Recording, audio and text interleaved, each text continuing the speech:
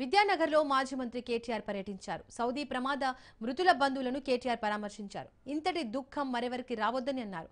బాధితులకు బీఆర్ఎస్ అండగా ఉంటుందని కేటీఆర్ స్పష్టం చేశారు.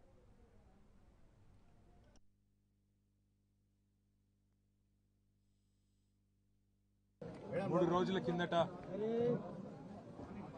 జరిగిన ఘోరమైన అగ్ని ప్రమాదం, ఘోరమైన యాక్సిడెంట్లో 46 మంది చనిపోతే అందులో 42 మంది మన తెలంగాణకు సంబంధించి, మన హైదరాబాద్కి సంబంధించిన సోదరులు సోదరిమణులు, అందులో పిల్లలు కూడా ఉండడం అందరినీ కూడా శోక సముద్రంలో ముంచేసిన ఒక బాధాకరమైన పరిస్థితి.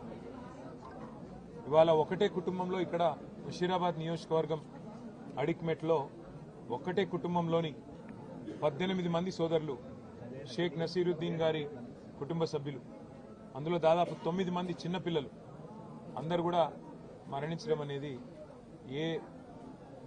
ఎవరు కూడా తీర్చలేనంత పెద్ద దుఃఖం ఇవాళ కుటుంబానికి వచ్చింది. అందుకే వారికి కొంత ధైర్యం చెప్పడానికి, వారితో పాటు తెలంగాణ సమాజం మొత్తం కూడా ఉన్నది. మేమందరం కూడా మీ బాధలో మేము కూడా ఉన్నాం, మీ బాధను మేము కూడా అనుభవిస్తున్నామని వారికి చెప్పడానికి, అట్లాగే వారి కుటుంబ సభ్యులు ఎవరైతే ఇవాళ సౌదీ అరేబియా పోయారో వారికి బాసటగా నిలబడడానికి మా బృందం కూడా ఒకటి సౌదీ అరేబియా పోయింది.